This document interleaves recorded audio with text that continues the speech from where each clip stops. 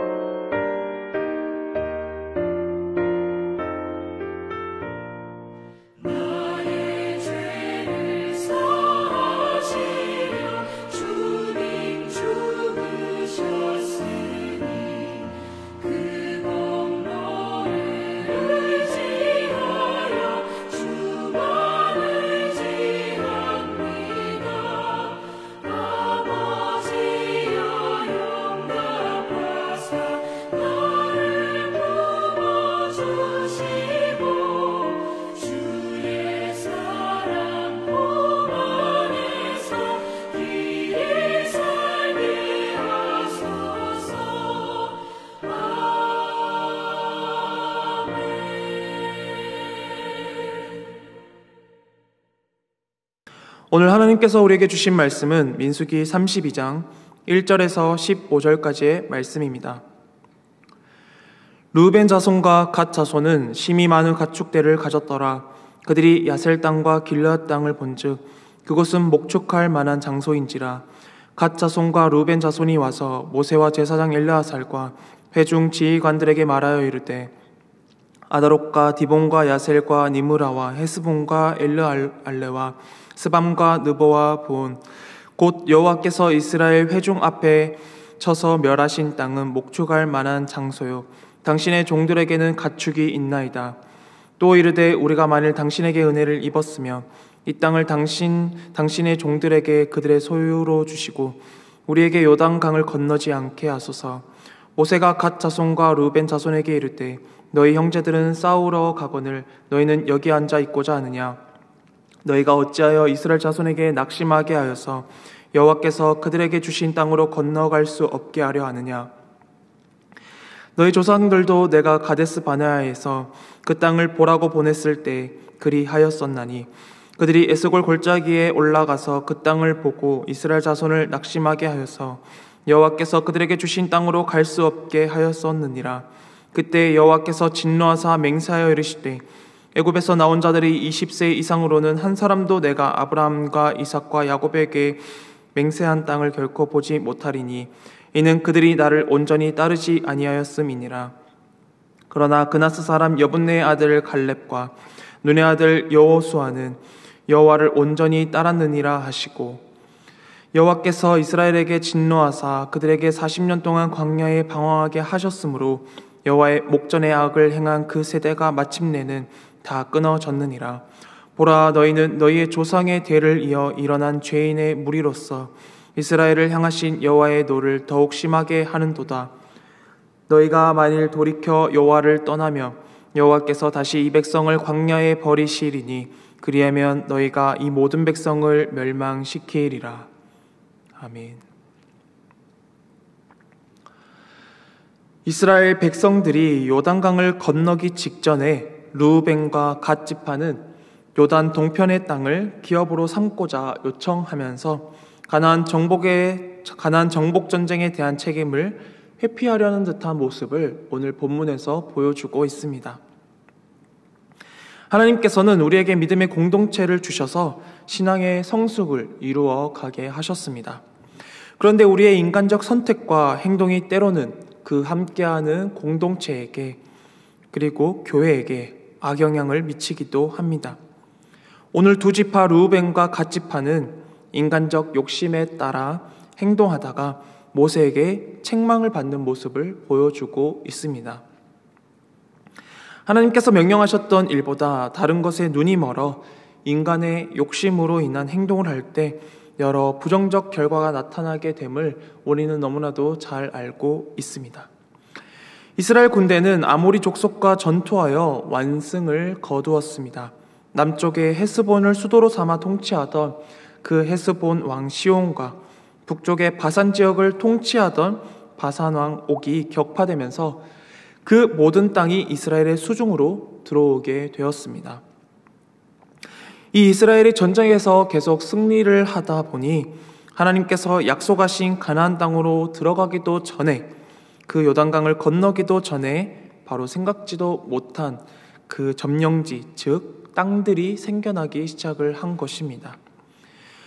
그래서 오늘의 이 사건이 등장하게 됩니다. 본문 1절, 2절 말씀입니다. 르우벤 자손과 갓 자손은 심히 많은 가축대를 가졌더라. 그들이 야셀 땅과 길앗 땅을 본즉 그곳은 목축할 만한 장소인지라. 갓 자손과 르우벤 자손이 와서 모세와 제사장 엘르아살과 회중 지휘관들에게 말하여 이르되. 르우벤 자손과 그리고 갓 자손들은 심히 많은 가축을 거느리고 있었습니다. 그들이 야셀 땅과 길앗 땅에 도착을 했을 때 그들의 눈에 비친 땅은 그들을 매료시켜 버렸습니다. 견물생심이라는 말처럼 그 땅은 두 지파의 이기심을 자극하기에 충분했던 것입니다. 그리하여 르우벤과 갓 지파는 요단강 동편 야셀과 길앗 지역이 가축을 기르기에 적합한 땅임을 보고 모세에게 이 지역을 자신들에게 기업으로 주어 삼게 해달라고 요청합니다. 그리고 그들은 가나안 땅을 들어가지 않고 이곳에 정착하고 싶다는 뜻을 밝히게 되죠. 그 땅을 욕심내면서 바로 협상을 제안합니다. 그러나 이 협상 제안은 하나님의 계획을 거스르는 것으로 보일 오해의 소지들이 있었습니다. 이스라엘 공동체는 그 가나안이라는 하나님의 약속을 향해서 전진해야 하는 공동체, 즉 사명 공동체였습니다. 가나안 입성을 준비하는 그 중요한 시점에서 하나님의 약속을 잊고 인간적 욕심의 마음을 빼앗겨 다른 지파들까지도 동요시킬 수 있었기 때문입니다. 오늘 이 말씀은 두 가지 야기될 문제를 알려주고 있는데요. 첫 번째는 40년 방황을 마치고 이제 그 강을 건너기만 하면 하나님께서 약속하신 가나안 땅을 점령할 수 있었습니다. 그런데 오늘 이 협상 제안은 바로 그 약속의 땅을 딛게 된 시점에서 공동체 전체 사기를 떨어뜨린다는 점이죠. 우리는 종종 공동체를 향한 하나님의 그 뜻보다 개인의 현실적 유익을 우선시할 때가 많습니다. 르우벤과 갓 지파처럼 자신의 안락과 안정을 우선적으로 추구하다 보면 공동체로서 지켜야 하는 대의를 쉽게 외면하게 됩니다. 극단적 개인주의의 만연과 공동체 정신의 실종 사이에서 이 현대사회는 숱한 어려움을 겪고 있습니다. 바로 우리의 신앙생활에서도 마찬가지인데요. 공동체적 고백이나 함께하는 경험이 줄어들었고 개인의 욕구를 추구하고 활동하는 경험이 늘고 있습니다. 이러한 현실은 쉽게 지나칠 문제가 아니죠. 왜냐하면 신앙은 결코 개인으로만 이루어지는 것이 아니기 때문입니다. 교회의 공동체가 함께 나아가야 할 방향을 각자의 마음에 함께 새겨야 합니다. 자기 필요와 안락함만을 추구하기보다 바로 주님의 몸된 교회를 향한 하나님의 뜻이 어디에 있는가를 기억하고 생각하며 나아가야 합니다. 하나님께서 원하시는 가나안 땅의 점령을 말이죠. 자신의 욕구만 앞세우면 안 됩니다. 공동체적 가치를 염두에 두어야 하는 것이죠. 본문 13절에서 15절 말씀을 읽습니다. 여호와께서 이스라엘에게 진노하사 그들에게 40년 동안 광야에 방황하게 하셨으므로 여호와의 목전에 악을 행한 그 세대가 마침내는 다 끊어졌느니라. 보라, 너희는 너희의 조상의 대를 이어 일어난 죄인의 무리로서 이스라엘을 향하신 여호와의 노를 더욱 심하게 하는도다. 너희가 만일 돌이켜 여호와를 떠나면 여호와께서 다시 이 백성을 광야에 버리시리니 그리하면 너희가 이 모든 백성을 멸망시키리라. 바로 두 번째는 그들의 태도가 40년 전 바데스 가네아에 있는 그 태도와 같다고 지적을 합니다. 민수기 13장, 14장에서 가데스 바네아의 정탐꾼들이 어떻게 되었습니까? 정탐을 하고 와서 겁을 먹고 네피림 후손들의 그 거인의 모습을 보고 우리는 메뚜기와 같다라고 이야기를 합니다. 그러나 여호수아와 갈렙은 그들은 우리의 밥이다, 우리가 능히 이기리라 라고 이야기를 했던 그러한 장면이 떠오르곤 합니다. 바로 나머지 선조들은 하나님께서 진노하셔서 40년 동안 그렇게 광야에서 다 죽어 멸망을 했습니다. 리더자 된 그들이 이스라엘 자손 백성들 앞에서 하나님께서 행하실 일을 무시한 채 눈으로 본 것으로만 이스라엘 백성들에게 일러주었기 때문입니다. 그들의 말을 들은 이스라엘 전체에 부정적인 영향을 주었고 모세는 이 두 지파의 행동이 바로 이스라엘 공동체 전체를 사기를 떨어뜨리고 그때처럼 하나님의 진노를 다시 불러올 위험이 있다고 책망하고 경고합니다. 과거 불순종한 세대가 광야에서 멸망했듯이 지금도 같은 실수를 반복하면 하나님이 다시 징벌하시리라 강한 어조로 이야기를 하고 있는 것이죠.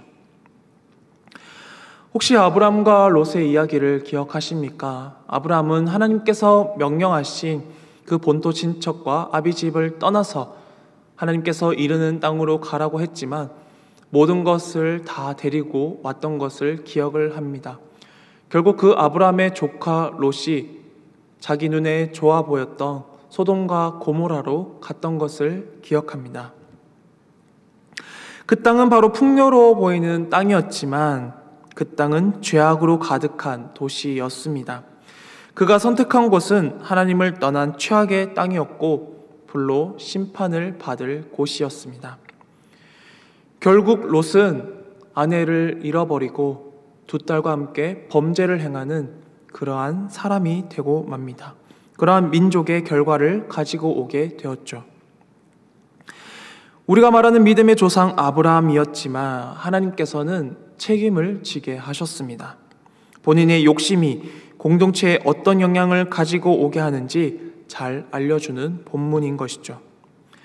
우리의 신앙 공동체에서 개인과 전체의 관계를 이해하는 것은 매우 중요한 일입니다.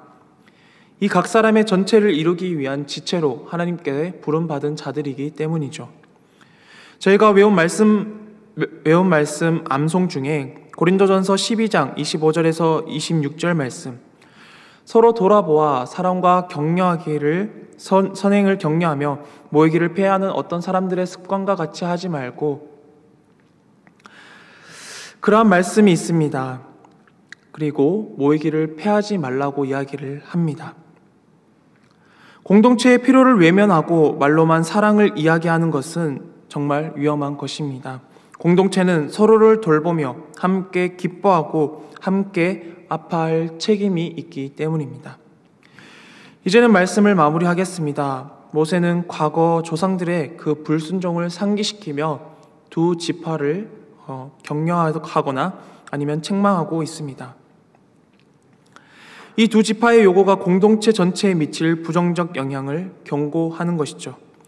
우리는 개인적인 필요와 공동체적 책임 사이에서 각자의 책임을 성실히 감당하며 서로 도와야 합니다. 하나님이 주신 사명을 무시하고 이 현실에 안주하려는 태도는 공동체와 개인의 영적 성장에 걸림돌이 될 수 있음을 고백해야 합니다. 결국 그 땅을 받은 르우벤과 갓 지파는 그들의 대가를 치러지게 되죠. 이들이 받은 그 땅은 동편 외세의 침입에 가장 먼저 지속적으로 시달리게 됩니다. 결국 패망의 길로 가는 지름길이 되어버리고 만 것이죠. 비록 하나님이 허락하셨을지라도 그것이 과연 진정 하나님의 뜻인지 우리는 생각을 해보아야 한다는 것입니다.